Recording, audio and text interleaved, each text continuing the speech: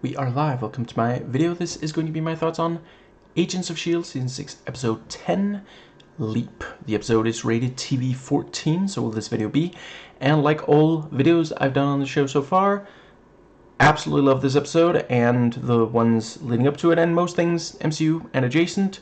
There will be spoilers for the episode and everything leading up to it that is MCU and or adjacent. Let us dive right in. So, in one of the videos on that I've done on an earlier episode of this season, I said, we had the show had already done the thing with the LMDs, and now it was doing, Invasion of the Body Snatchers. This episode does the thing again. I'm here for it. I frickin' loved when they actually, Fitz comes just short of saying, "Are we in a piece of comic book media here?" when he's explaining, how they're going over, how did Sarge come to be.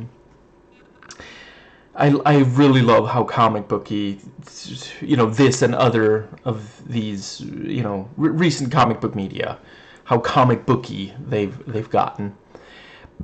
I remember the late 90s when it was substantially more subdued, and then when there was stuff, it was ridiculous, and there would be annoying jokes about how terrible it was, and just, yeah. I try to be open to adaptations. I think that it is ideal when the people adapting a piece of media don't hate that piece of media. Anyway, yeah, not to toot my own horn, not on camera at least, but yes, I was right about Izel having taken over Davis and then May. Did not foresee that Sarge would survive. That genuinely, yeah. And it's such a cool, before the end of the episode, it's like, I wasn't trying to kill you. I was trying to wake you up. You gotta stay woke. And because she knew she was trying to prove to him, look, your body is not like theirs. It's such a clever, because we assumed because of the hostility between them. But no, she never said that she wanted to kill him, and she hasn't actually done anything that she would have any reasonable expectation would kill him. Fantastic. I love when they do stuff like this, and I really do appreciate Izel. Still, I could be wrong here, but as far as I can tell, she cannot tell a lie, or at least does not. Maybe she just chooses not to. And she does what she can to limit collateral damage, because she could easily be killing. She could go like full Hitman, the Agent 47, and just be like killing people as soon as, and yeah, killing for disguise and then moving around the disguise. But the only person, they push her and then she kills Davis to communicate. She says this could be worse. Which is a good attitude to have about life in general. And not the driving someone to suicide, but being, she's a very monolith, half-found kind of gal, and I really appreciate that. Yeah, let's see. Before killing Davis, she wasn't trying to get, I want to say her name was Diaz, the medic, I think she is. She wasn't trying to get her hurt. That was Piper shooting her, so yeah, this whole time she could have been killing them. Great misdirect. I really thought Daisy was the one who was possessed by Izel. They knew we were going to be looking, because it's like the moment that May says, "Why am I here? I don't remember shooting Sarge." I did what? We're going to be thinking, okay, who is it then? And an obvious, yeah, we guess Daisy, but no, it was actually Diaz. Very, very nicely done. And I do appreciate the weight given to the idea that Izel could take over Daisy or Elena, and only by the end of the episode does she. And yeah, it's gonna be difficult to stop her. It looks like she won, but I'm guessing she didn't. You know, they're gonna be able to find a way to stop her. But yeah, the because up to that point she was taking over regular human beings, not superpowered ones. I think that does everyone in this episode, every single actor in this episode who is called upon to do so, does phenomenal Izel acting. Izelling. Just the way that they, you know, oh, sweetheart, that's a bad idea, you know, the little, yeah. And I genuinely wasn't sure, you know, when it, I felt like, okay, it's probably not Mac, even though he's being accused. But is it Deke or is it Fitz? You know, because both of them are, and yeah, but like, it's, already starting to forget. But I'm pretty sure it turned out to be Fitz. And certainly Deke would have an easy time getting closer. You know, Izel was inside Deke. You know, we were looking at Diesel. But easy enough time getting close to Fitz, so took over Fitz, figuring that, and when Deke said, I mean, I don't have secrets because I'm always talking, you know, it sounds like something Izel might have him say, but no, it is technically true. He's terrible at keeping secrets, you know.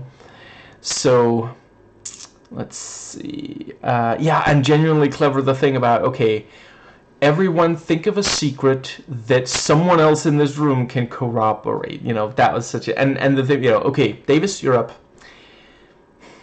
Okay, I did something that I shouldn't have, you know. I stole a pen, okay? It was a space pen. Didn't know aliens wrote things down. Thought it was cool. You know, and you are not smooth, even though you think you are. He's cleared and ridiculous.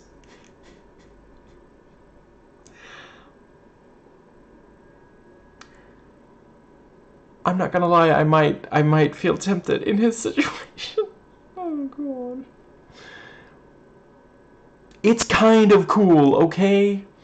But yeah, and they made sure that we cared about Davis and Piper, especially, you know, all the camaraderie. And they, you know, it's not only this season, it was certainly at least some of the season before. I forget exactly when they were first introduced, but yeah, they've had a good enough amount of screen time, you know. And yeah, Izel is just saying, look, if you run, I will shoot you. But yeah, you know, she could do that with every single one of them. You know, she shows that by jumping between bodies as she's getting up to Davis, you know, which is also clever because he's not going to shoot any of his friends. He even said, you know, I can't shoot Piper. And yeah, really, really nicely done there. I think that does bring us nicely to, yeah, pretty incredible how fast Sarge heals, you know, and they are like, you know, how could this possibly be happening? Even Daredevil doesn't heal this fast. And I'm primarily referring to the episode where he gets beaten the crap out of at the start of the episode, then heals for hours, and then at the end has the fight that we all remember as super badass. Like, I'm sorry, how did he recover that fast? I get that he's like struggling in the fight, but even so, yeah. Yes. So the yeah, and like the post-credit scene, I guess. I'm not sure if that's supposed to mean that he is Ghost Rider or just has similar powers, but yeah, certainly he's from the same place as Ghost Rider, which, yeah, that's going to be a real problem if they can't convince him to join their side, come willingly, you know. Let's see. Yeah, and Izel just letting him shoot. You know, she's not even trying. She could have grabbed the gun. She could have taken over his body. Or, no, wait, no, I guess she can't because they're the same. But she could have, like, slammed him into something or something. But something, yeah. That does bring us to the... Let's see. Yeah, I thought they did a great job over the course of the episode, gradually building, like, we can tell from fairly early on, okay, there's some kind of possession thing going on here. They don't take forever to reveal, what's going on with that. Let's see. I think that does get us nicely to the, yeah, for real. When Daisy was, like, getting them to split up and saying, I'll do this thing, I was like, that's definitely Izelle. She's trying to, divide and conquer, which is the exact mathematical opposite of multiply and, failure. But the, I think that brings us nicely to, I continue to really dig Deke and Bobo. That's what he asked to be called. The thing, like, costs a lot of money. Yeah, I heard. But I mean, you heard that it's really profitable as well. I mean, not that profit is everything, and it is also, like, I can buy, Deke having this just sort of complicated relationship with capitalism, because he comes from a world that has very little, and there are a number of people, the American dream, you come from very little and you become wealthy, and then it's other people who suffer the way you suffered, which is a zero-sum game, and really terrible goal. But at the same time, he's also, like, trying to get past that, into this kind of less individualistic and more like a community-based, like a community-ism. I don't know what you would call something like that. But so he's talking to Bobo, and they talk about the good and the bad, and like, Fitz is trying, he is like, I mean, it's my grandson, I better, he does want to he wants them to have a good relationship, very understandable. He had a bad relationship with his father, so he doesn't want to be the kind of grandfather that his father, but I mean, we need money for science, and that does good. Yes, exactly, it does good, and good is what my company is about doing, and the whole thing. And then he goes and talks to Piper, and it's this wonderful thing, because he's like, Piper, can you help me figure out if someone likes being around you? Because that's what's happening. He can't tell that Piper, like, her body language, her face is like, please leave me alone. I am begging you. Do I have to pull rank? Oh, crap. Do you outrank? No, wait, you're sort of more like civilian, maybe like consultant kind of deal, because, like, oh, just get away and leave me to this, And Deke being like, I mean, I'm asking for a friend. Actually, it's an app. Just like, which, I mean, fair enough, there should be an app. Like, I'll be the first to say, I sometimes really struggle to tell if someone is enjoying talking to me, but yeah, it's just such a great, and he had to look, didn't he? He spots the shard, and, she's like, I really wish you had noticed that. And again, she could use some sort of violence in this situation, and it actually ends up biting her in the posterior, that she doesn't, she takes him over, and then, she keeps telling people, you look like you need rest, go, hit your bed, and once from me as well. I don't know if she, like, if this whole, I'm actually not 100% certain exactly what it is she's trying to accomplish. Was it like something with... Oh, right, she was like trying to recreate her world or get access to her world, something like that. If that doesn't work out, pretty sure she could be selling mattresses. Because she does keep convincing people to go get some rest, you know. I don't know if it would be completely ethical for her to be selling mattresses by taking over people's bodies to make them tired, but let's see. I mean, in America, she would fit right in. It is, like, pretty low on the list of how unethical, you know, business practices are allowed to be. I mean, if she goes, like, hard on being as utterly unethical of a business person as she could be at all, she could become president. I'm joking. She's a woman. The way things look, I'm not sure America will ever accept a president who is a woman. They would rather, like, we're talking not just bottom of the barrel, digging through the bottom of the barrel to find one of the least qualified people in the history of time. Because he's a white man. Anyway, let's see. I will acknowledge, you know, the message, the Democrat message, their messaging sucks, and there are various issues, but it is genuinely unreal to me that he was elected twice, and now he's talking about never leaving office. Anyway, they're going to, like, I mean, eventually he is going to die. I hope it's of old age. You know, I don't hope anything bad happens to him. I feel like I have to say that, because the moment you criticize him, people are like, you know, you want something terrible to happen to him. The Democrats sent assassins. No, they frickin' didn't. They immediately said this is a terrible thing.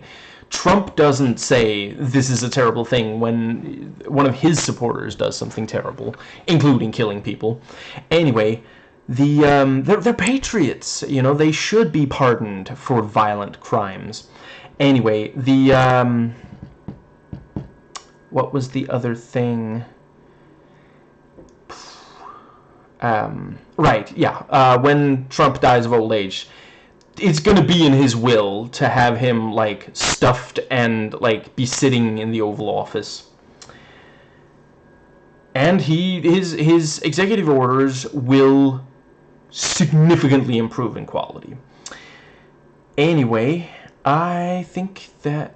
wait, did that sound like I'm saying, you know, whoever, like, is like the shadow president? No, I'm saying if he didn't, you know, he'd do a better job if he did nothing at all. Which, I don't know, maybe we should be grateful he's golfing so much. Anyway, let's see. It genuinely was clever of Mac to try to deny Izel the cross-eyed bear that he gave to her, but with having Daisy and Elena locked up, genuinely a clever, and they willingly walk into the room because they would never in a million years have guessed that he would lock them in a room. And I do also appreciate Daisy's like, I can actually break this glass. Like, what are you doing? What is even... I just want there to be an outtake of Mac going, I didn't realize that. Ah, crap. But and you know, Izel takes over Mizell, and, you know, got the gun, you know, if anybody follows me, I'll shoot myself and then one of you. I guess that joke doesn't even work here, because technically Izel could do that. But yeah, very clever, you know, and by this point, Izel is well aware the thing that really motivates them is when someone they care about, one of their own, is in danger or hurt or dying or dead, that sort of thing. So that's how to you know, because Izel could just have said, if anybody follows me, I'll shoot you. But they're not as worried about that. and it was genuinely clever. You could understand why Elena thought that she would be able to, and came close to being able to stop Izel. Let's see, and I like the guard stopping Deke, and oh, do I not have clearance? It is off limits to people who have been known to steal shield tech. Sir? Have you ever seen someone say the word sir and it seems more like they wanted to say F you? Because I'm pretty sure that's what we just witnessed there. And, Mac shows up and it's like, your handcuffs, give them to me. And handcuffs himself, starts banging his head against the wall. I don't know, I guess acting out the DCEU. And the guard is like, what the hell are you doing? I'm kicking my ass. Do you mind? And I really love the entire scene between Izel and Sarge. Although it's just talking. It's just two people talking, and there's a bunch of exposition, but it just works. The writing, performances, and these revelations, because those are not his family. It's Coulson's memories. He's remembering the original Coulson caring deeply about the S.H.I.E.L.D. agents, and there's a sort of tragedy to it because he's been threatening and hurting the S.H.I.E.L.D. agents because he can't remember that those are the ones he cares about, and he feels confident that it can't be them because no, the ones he cares about are dead. Just, really nice. And the thing with, if I killed them, then how did they die? And he can't answer that, which does, it makes it more credible what she's saying, because what she's saying does make sense. What he's saying, there's too many pieces missing for his story to completely add up. I think that might just about... I feel like there's something else. Yeah, it was really cool when Piper's like, who's the, who goes there? And shoots, and then later we see Diaz, who's lost time, and also Davis explaining, well, I mean, Jacko, we went up on the ship, and the others are like, what are you talking about? Jacko, Earth to Davis? Jacko's been dead for hours by this point, And that might actually cover the entire episode. I'm so excited to see it. So there's I want to say 3 episodes left of this season. Yeah, I genuinely don't know how they're going to stop Izel. And we have Sarge going all Ghost Rider. And it hasn't been brought up it wasn't brought up in this episode. I'm not sure it was brought up in the episode before this one. But the Chronicons... comms are able to, apparently, to crack time travel. That might also be an issue. I suppose it's possible that's season 7 though, but yeah. I think that covers everything. I